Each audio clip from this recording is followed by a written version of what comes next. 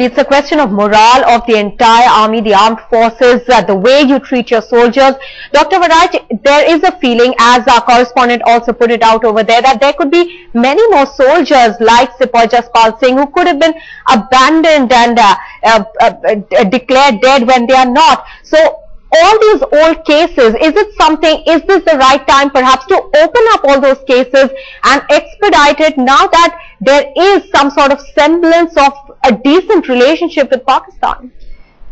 See, the Ministry of Defence has set up a cell. It's called the Committee for Monitoring Missing Defence Personnel, the CMMDP. It is running out of Kashmir House on Rajaji Marg, and it has been set up recently. What we have been asking is that this cell that the government has set up finally, after we've been requesting them for years, should be given more teeth. It should have full-time members.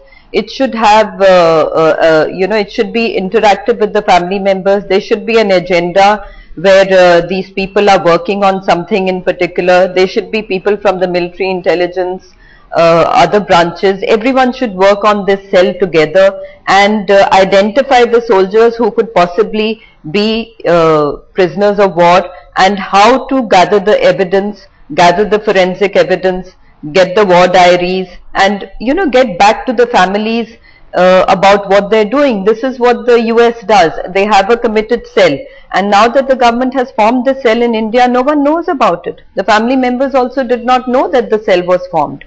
So the basic purpose of the cell is lost. I mean, they should be the ones who should follow up.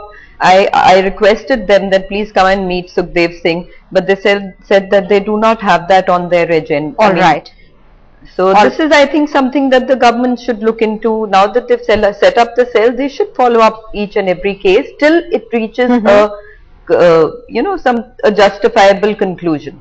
Well, absolutely. That's the least that the government, the army can really do for its soldiers who have fought for the country, bled for the country, at least to come to a justifiable conclusion as to whether they are really dead, they are martyrs, or they are still alive and languishing perhaps in some jail like Sepoy Jaspal Singh. Many thanks, Dr. Simi Varaj and General Mehta, for joining us in this discussion this evening.